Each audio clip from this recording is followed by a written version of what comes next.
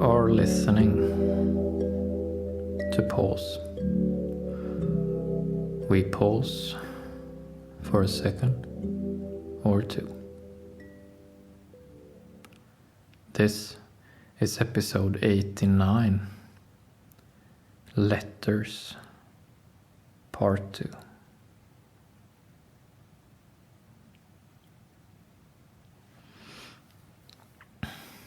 Last time, on specific skill letters,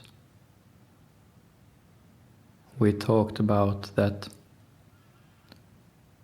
as we live our lives, as we develop our relationships, often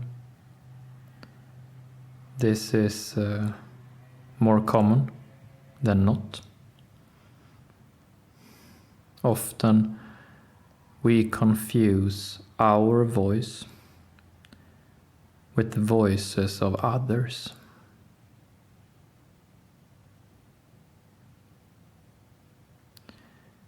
We remember things that have been said. We remember standpoints. We remember different opinions, different goals, ambitions.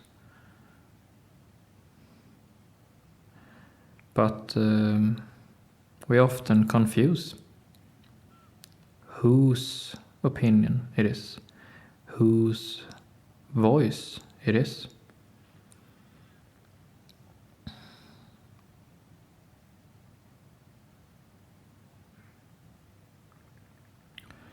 We also talked about that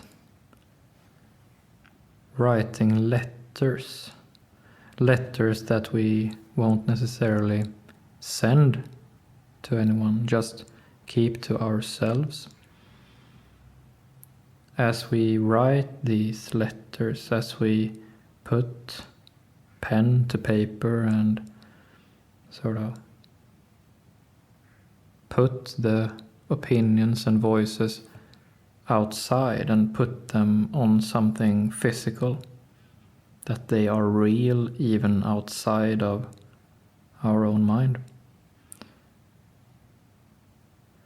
When we do this, it really helps with our sense of confusion.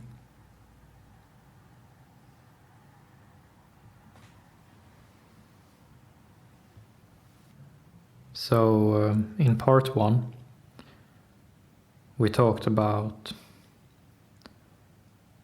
how we can discern who is saying what. The who is saying. Whose voice is it? And today we will move to step 2, part 2 of letters. And part 2 is the what. What are we writing in our letters? What are we saying? What are the different voices saying? How do we do that? So today we will talk about the nature of descriptions, the nature of writing descriptively. Just facts. We don't have to complicate things, not now. We can just start with facts, because writing down descriptive facts is confusing already. Facts are not as clear-cut as we might want to think.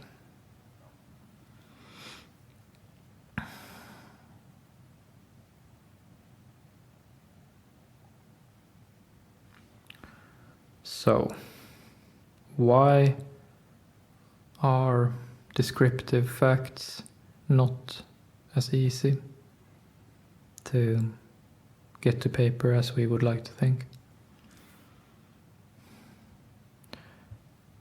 In summary, we can say that not everything is as emotionally charged.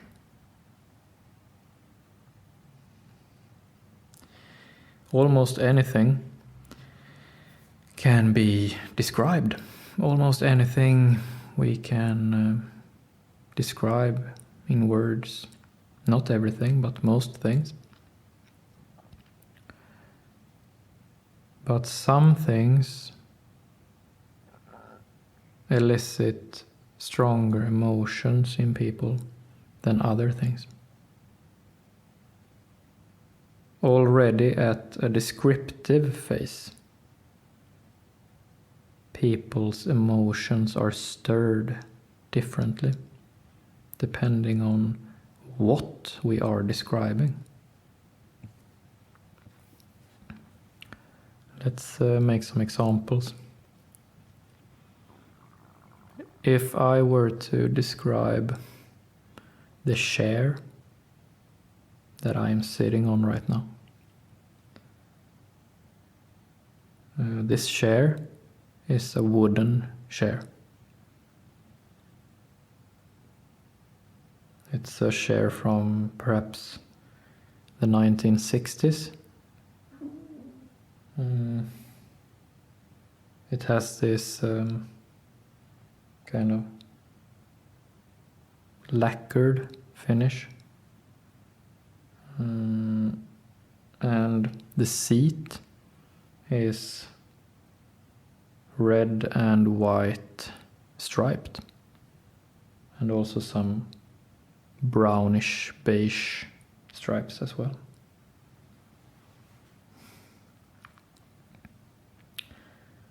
So in doing this, I described this chair,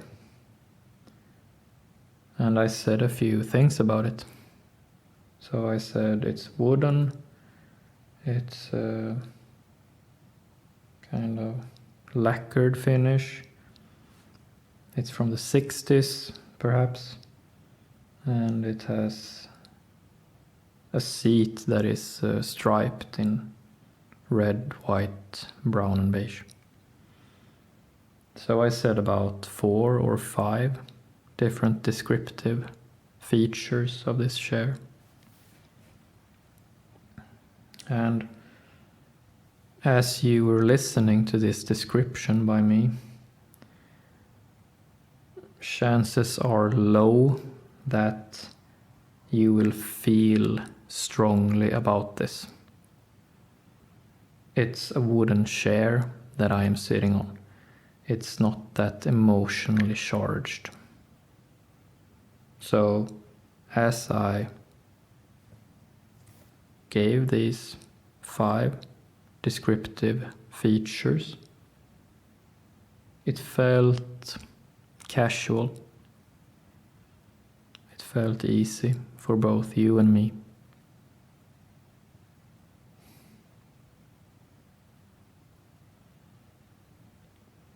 However,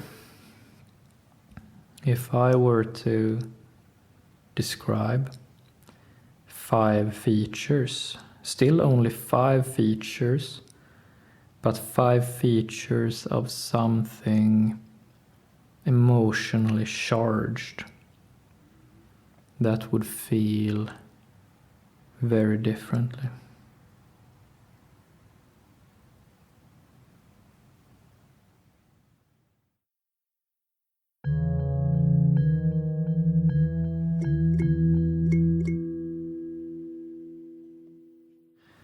So here I make a pause to make a point.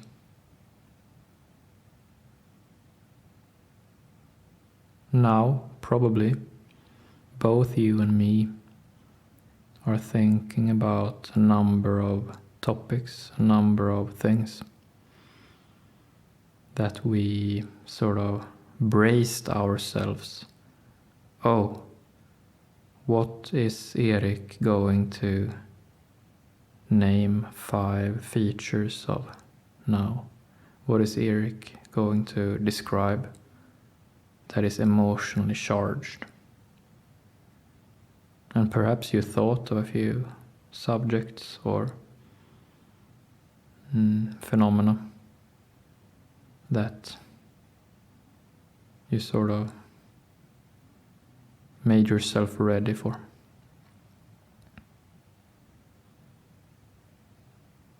So we don't even need to describe something concrete. The point is already made. That already in the descriptive phase, already in just describing something, stating facts about something, we respond differently, we react differently, we feel differently, depending on what the subject is.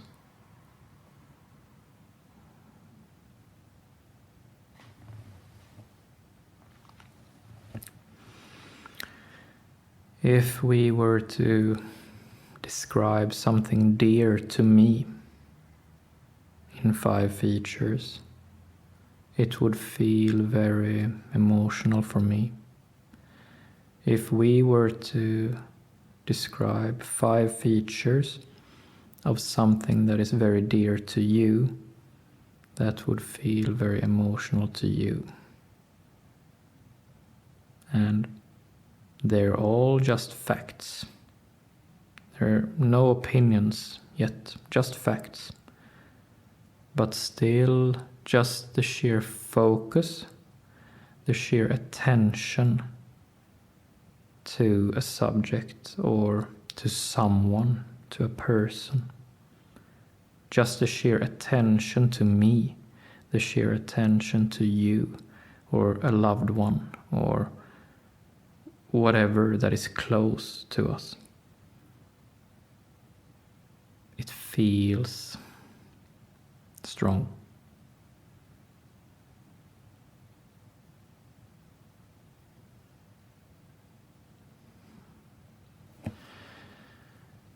Specific skill letters is about putting to paper our confusion. It is about discerning what is our voice and what are the voices of others. And as we are describing things in our letters, depending on what we are focusing on, depending on what we are describing in 1 feature, 2 features, 3, 4, 5, and so on, how it will feel once we do it, what it will do with our confusion, has to do with what we are describing, how many features we are choosing, and what features we are choosing to describe.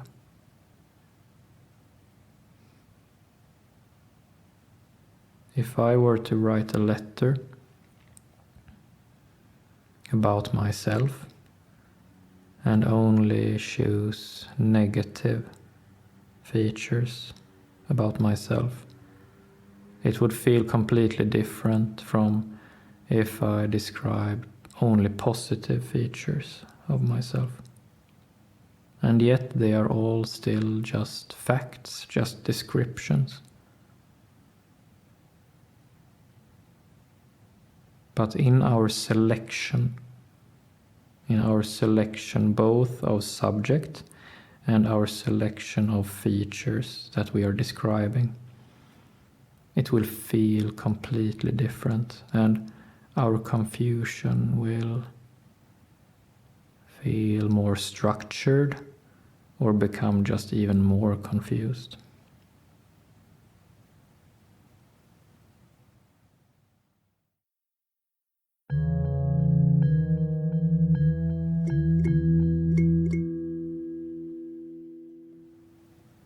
we will end today's episode with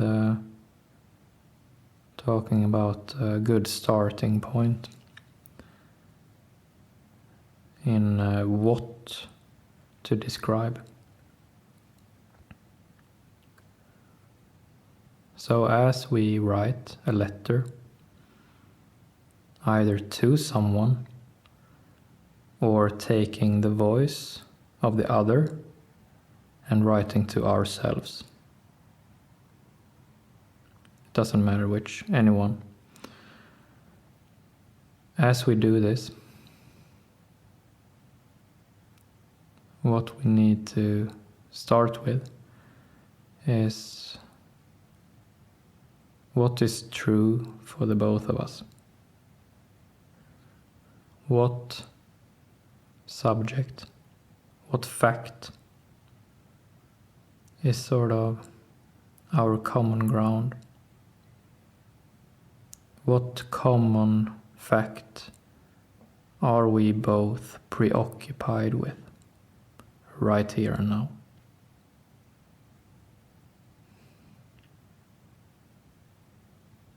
So for example, say that I write a letter to you in this moment as you are listening to me right now.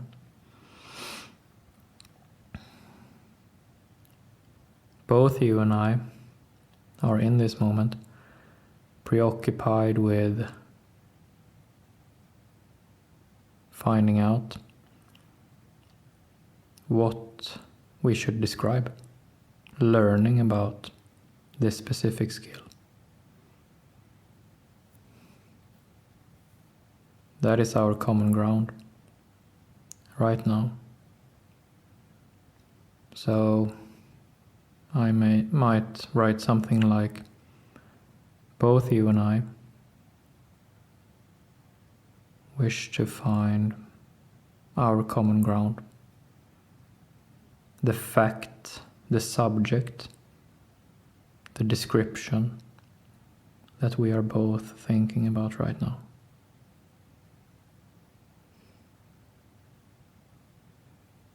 And then we pause.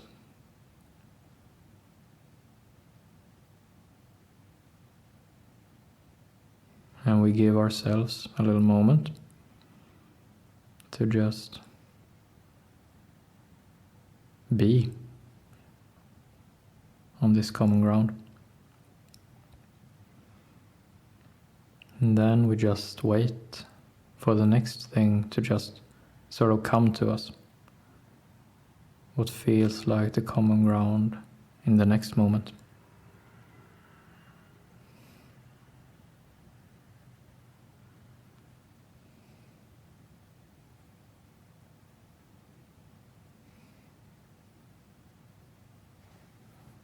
In the next moment,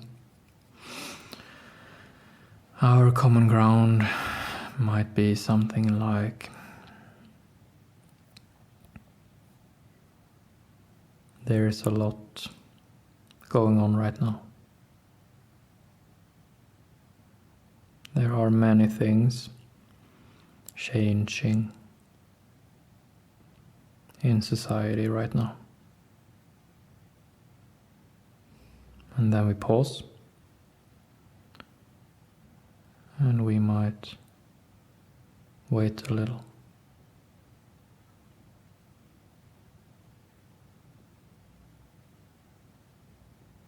And then the next description, the next common ground that we may write down in our letter is something like, we are here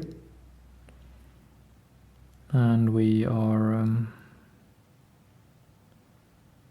dedicating time and effort to deal with all the things that are going on in society right now. We try to navigate through all this.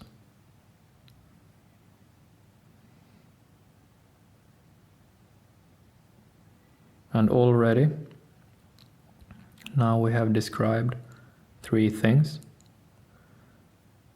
And already in our letter, we have a sense of structure. It does not feel as confused. It feels structured. And then we have something. We can build on that. And this is how we do it. One description at a time. And we try to pause in between. And just let it come to us. Let it flow naturally. Let it take its time. Oftentimes structure, natural feeling structure, has its own pace, so to speak. Like its own rhythm in how it presents itself.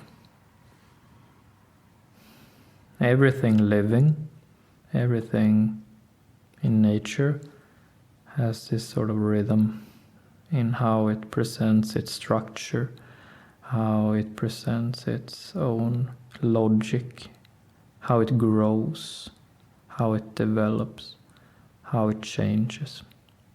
There's this natural rhythm to us. There is this natural rhythm to our relationship, yours and mine. And if I write a letter to you,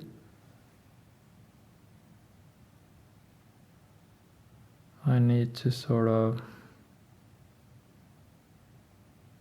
enter that sort of rhythm, that frequency, and allow for these descriptive facts to unveil themselves one fact at a time, with pauses in between, like waves on a beach. One wave comes and there's a little pause. A second wave comes and there's a little pause. A third wave comes, there's a little pause. And this is how. This is structure. And this is what our confusion needs. Natural feeling structure that we all know, but needs to be reminded of once in a while.